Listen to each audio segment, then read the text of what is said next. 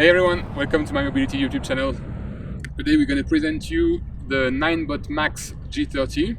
We're not going to do a traditional unboxing or simple review of the feature of the machine. We're going to explain you according to our technical experience and the feedback of the machine. What are the advantages, but also the few points we also don't like on the machine. We're going to tell you why G30 Max is really a very good machine for its price for some of you.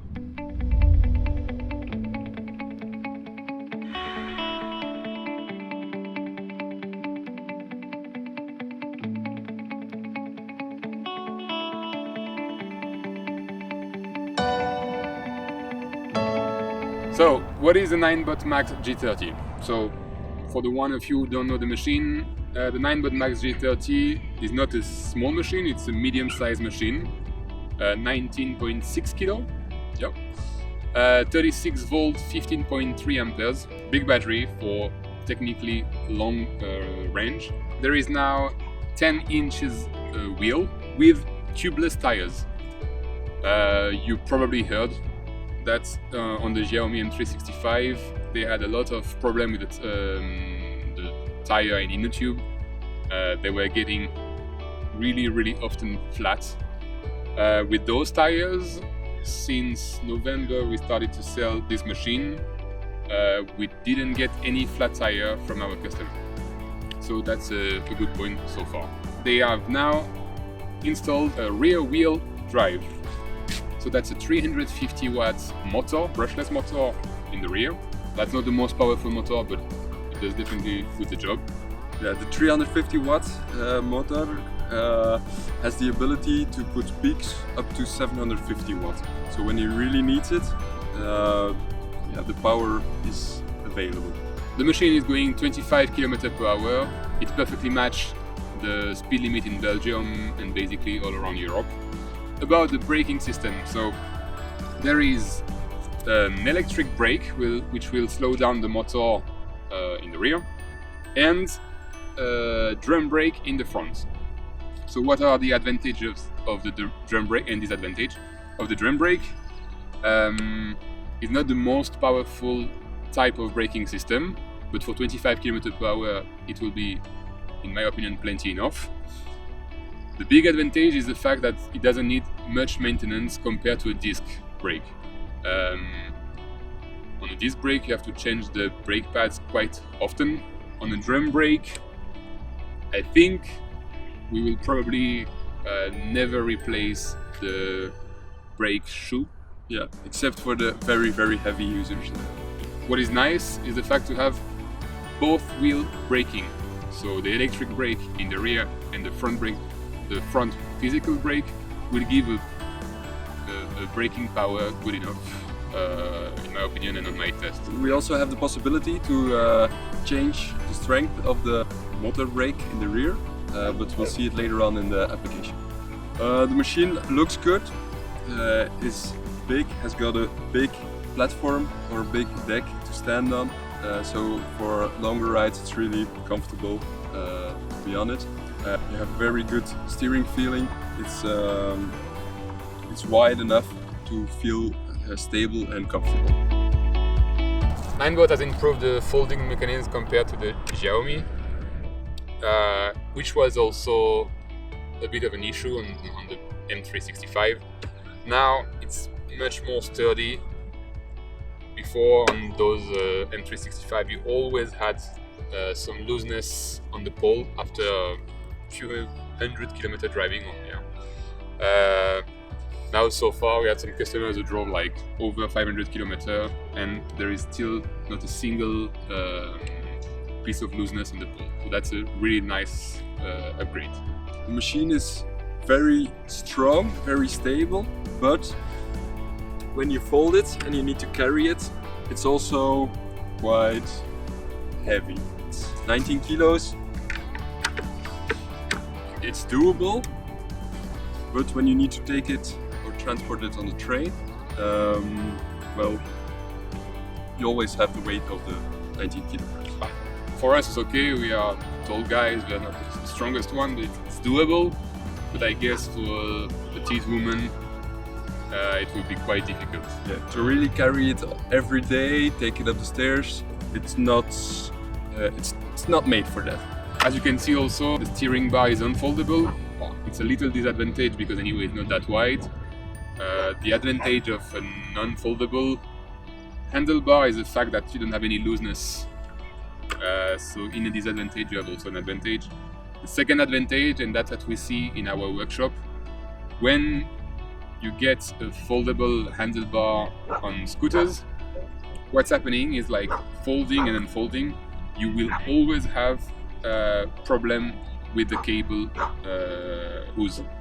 After multiple times, of course not in 10 times, but after multiple times over the year, at that part, the cable just cut itself, you know.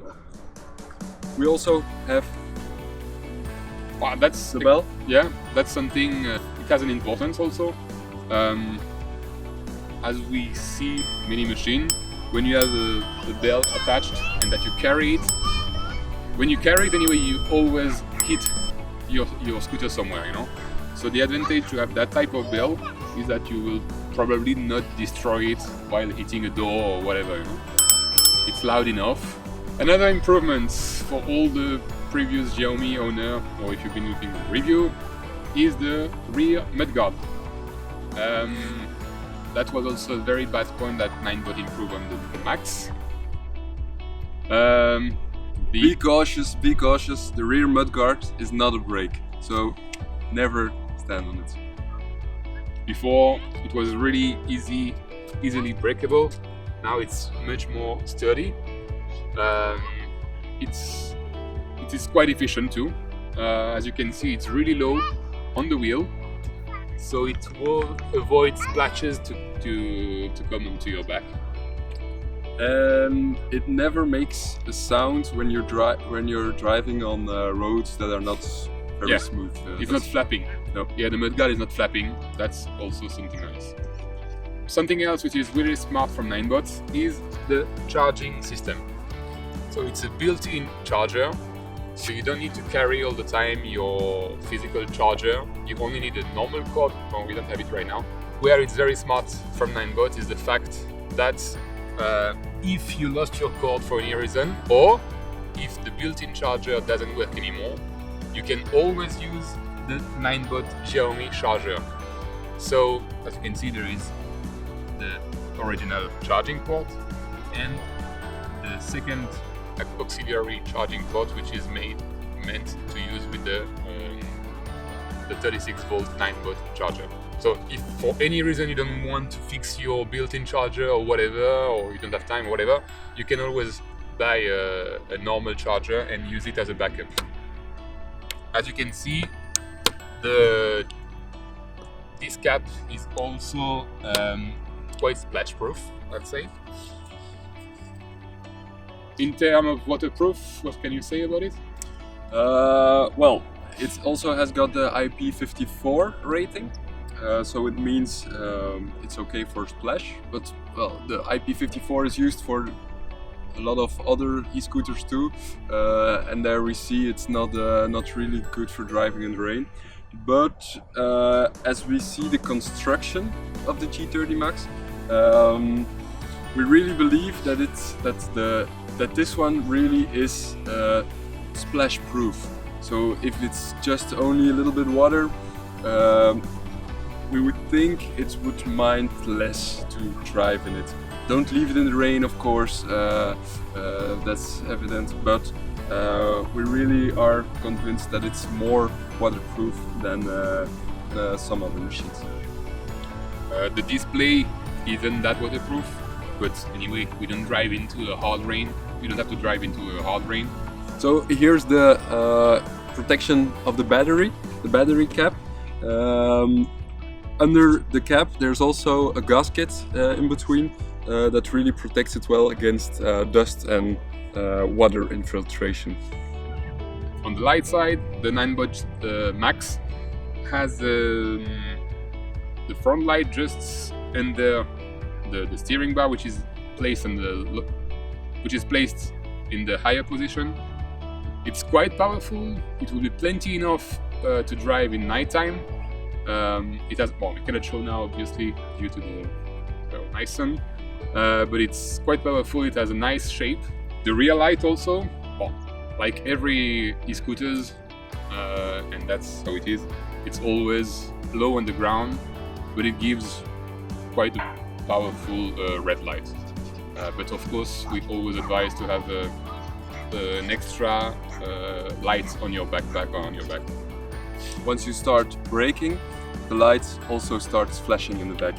So if someone's driving behind you, you always attracts more the attention than normal. So there was looseness on the on this system of the Xiaomi. There were 4 screws inside. Now they improved it with 6 screws.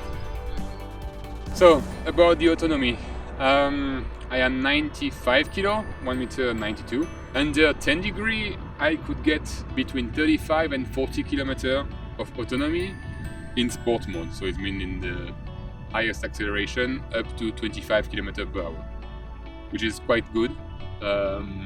Actually, for a machine at less than 800 euro, I think it's difficult to do better than that. Those are values that are unseen in this price range. On 20 degree temperatures, I will probably get around 45 to 50 kilometers. Yeah, 45 kilometers for sure at 90 kilo. We have customers that are lighter than us, which drove 65 kilometers already in economy mode. Yeah. Let's say an average, if you drive in sport mode and you are 70 kilo, you can definitely expect 45-50 kilometer autonomy at 70 kilo charging machine, which is really, really good.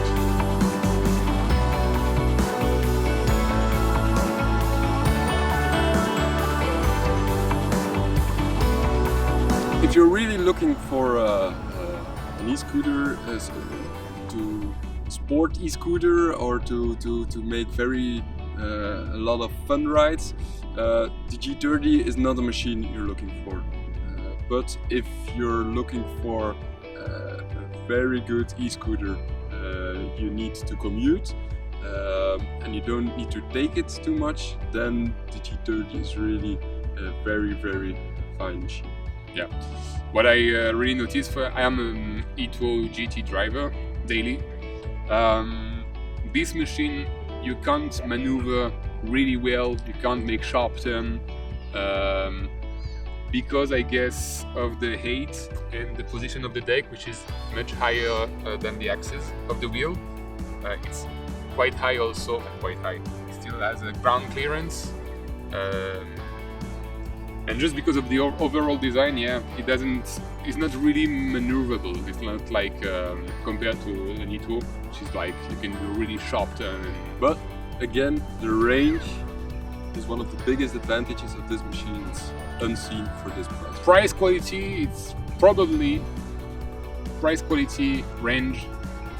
It's probably in 2020 one of the 2020 one of the best of this category. But think again, this category, I mean like 19-20 kilo. It's not a light machine.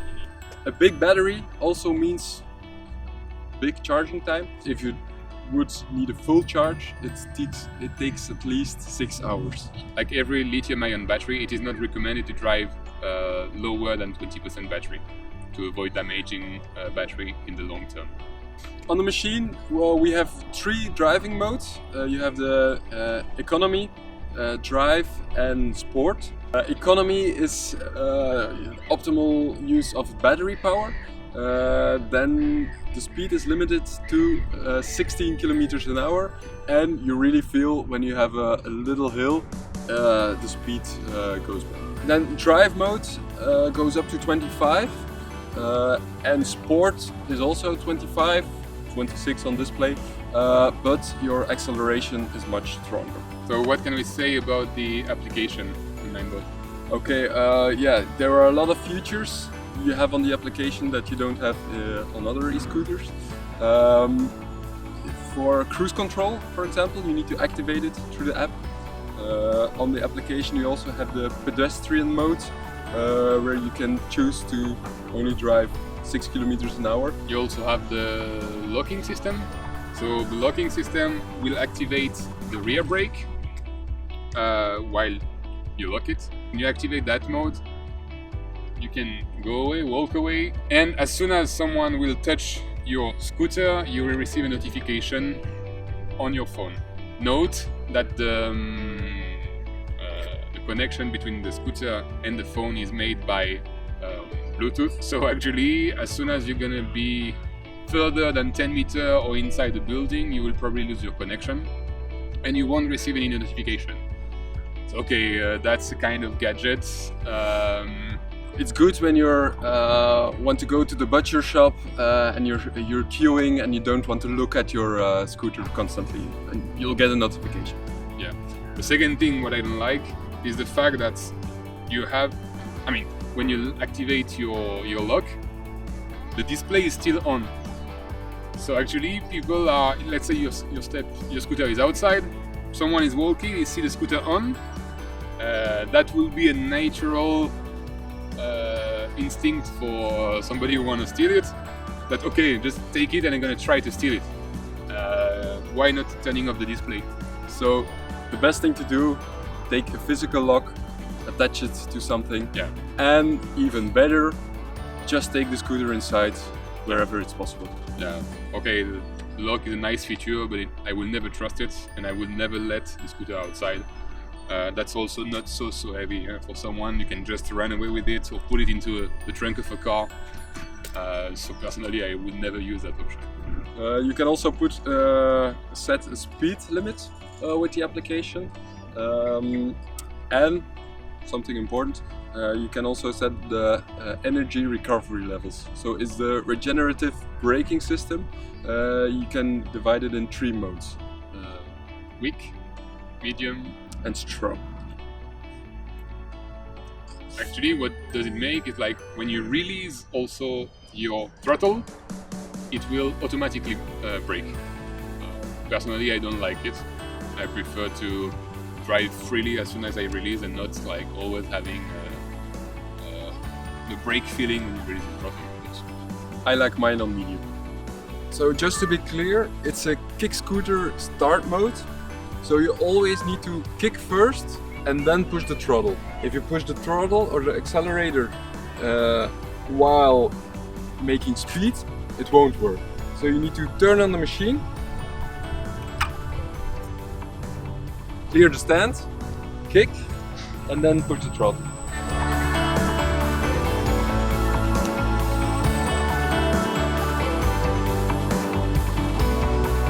I hope you enjoyed our review. Don't forget to subscribe to the My Mobility channel if it's not done yet. And we see you in the future with some new review of scooters.